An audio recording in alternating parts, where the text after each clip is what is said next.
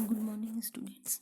आज हम मानव भूगोल का दूसरा सिद्धांत पार्थिविक एकता के सिद्धांत के बारे में पढ़ेंगे।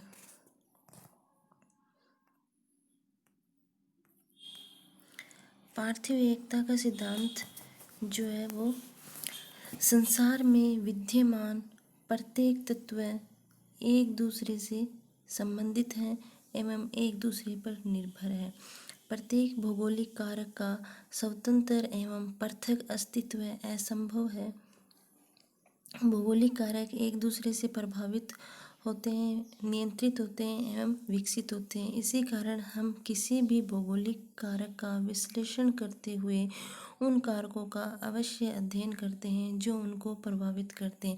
यानी कोई भी कारक जो है वो स्वतंत्र नहीं है जिसका स्वतंत्र रूप से अध्ययन किया जा सके। प्रत्येक कारक एक दूसरे से अंतर संबंधित है।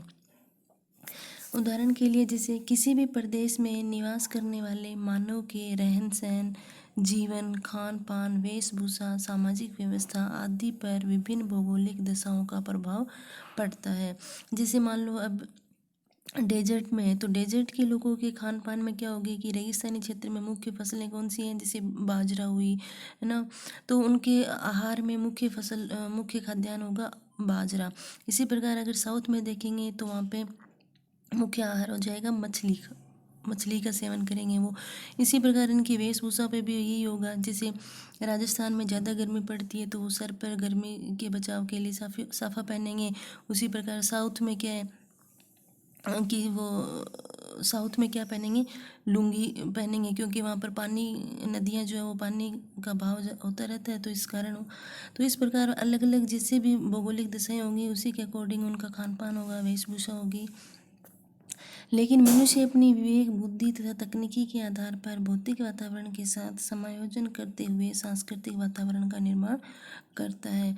जैसा भी हो वातावरण, मनुष्य क्या करता है उसको अपनी बुद्धि एवं विवेक के आधार पर चेंज कर लेता है या उसके साथ एडजस्टमेंट कर लेता है। अलग अलग भूगोलवेताओं ने क्या क्या कहा है वो देखते हैं। रेटजेल है जो जर्मनी का है, इसी को कहते हैं मानव भूगोल के संस्थापक भी इसी को कहा जाता है।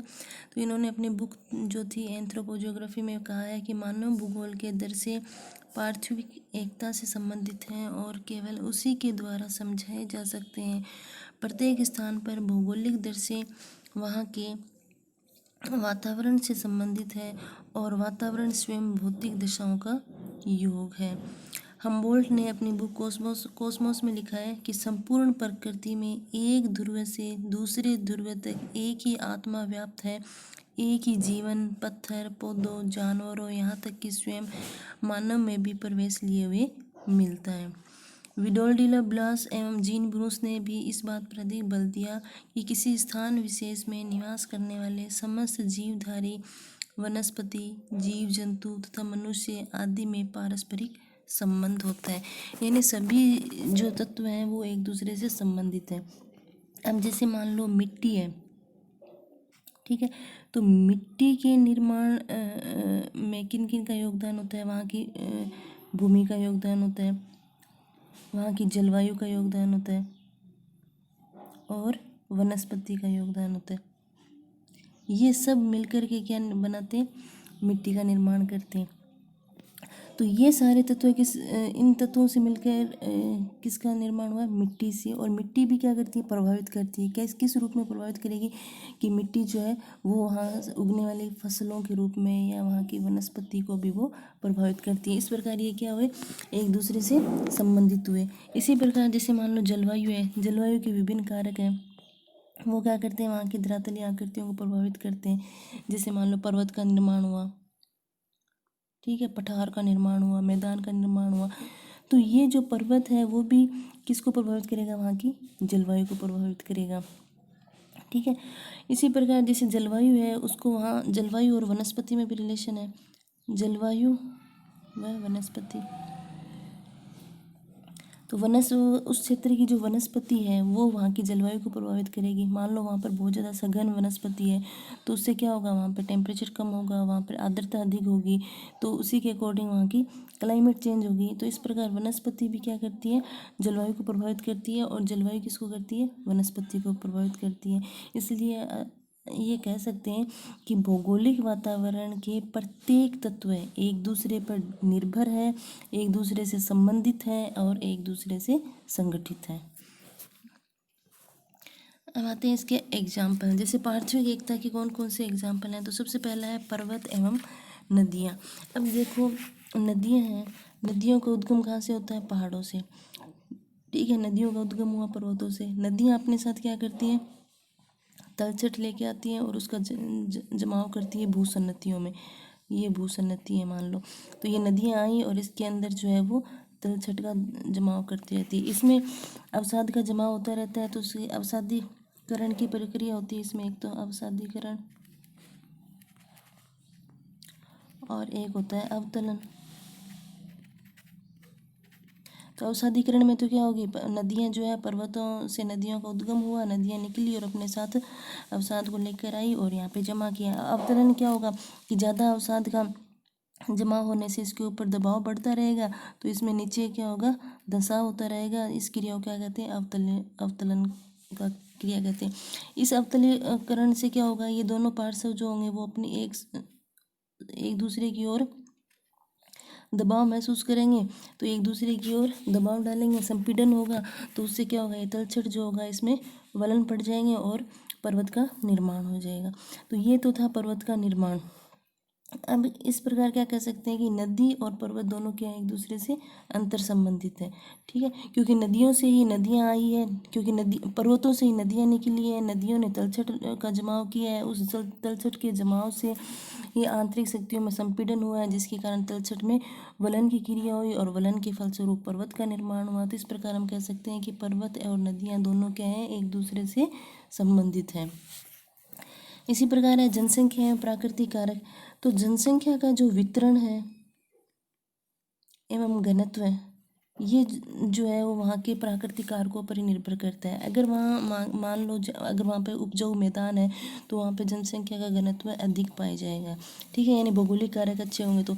दूसरा, अगर भौगोलिक कारक न भी हो तो भी अगर वहाँ पर जीविकोपार्जन की सुविधा होंगी तो भी वहाँ पर जनसंख्या का घनत्व जो है वो विषम परिस्थितियों में भी अधिक पाया जाएगा। जैसे मान लो ऑस्ट्रेलिया के डेजर्ट में कालगुरली एवं कुलगार्डी, ये जो सोने की खानें हैं, तो वहाँ पर लोगों को रोज़गार मिल जाता है, इसलिए वहाँ पे अधिक से अधिक लोग जो है वो निवास करते हैं।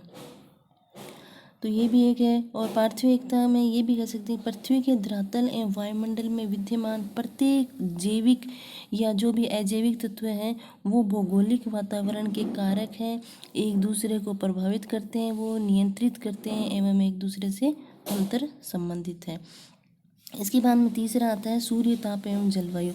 तो सूर्य ताप जो है इसी के कारण क्या होती है, जलवायु प्रभावित होती है। सूर्य ताप का पृथ्वी तल पर न वितरण जो है वो असमान है। इस पृथ्वी तल पर विषम वितरण के कारण क्या होता है, वायुदाब की पेटियों का निर्माण होता है और इन वायुदाब की पेटियों के कारण ही पवनें जो है वो विभिन्न दिशाओं में विभिन्न वेग से प्रवाहित होती हैं। इसी से हिम का नियंत्रण होता है। सूर्य ताप से क्या होता है, महासागर का जो जल है वो स्थल पर आता है और फिर नदियों के द्वारा पुनः महासागरों में पहुंचते हैं। तो इस प्रकार पूरा का पूरा क्या है, सूर्य ताप एवं जलवायु जो है वो भी एक दूसरे से क्या अंतर संबंधित है।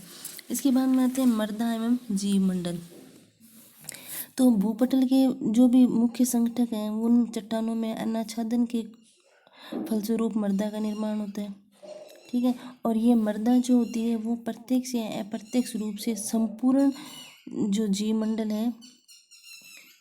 जीवमंडल को जैविक आधार प्रदान करती है एवं भूपटल पर विभिन्न जो वनस्पति क्षेत्र हैं उनको भी ये विकसित करती हैं। तो इस प्रकार जो है सारे के सारे तत्व जो है वो एक दूसरे से अंतर संबंधित है। अतः मानव भूगोल में विभिन्न भौगोलिक कारकों का अध्ययन स्वतंत्र रूप से नहीं करके वरन पारस्परिक संबंधता के आधार पर किया जा सकता है, क्योंकि संपूर्ण पृथ्वी एक इकाई है और जिसके विभिन्न जो भाग हैं वो आपस में क्या है, परस्पर जुड़े हुए हैं। धन्यवाद।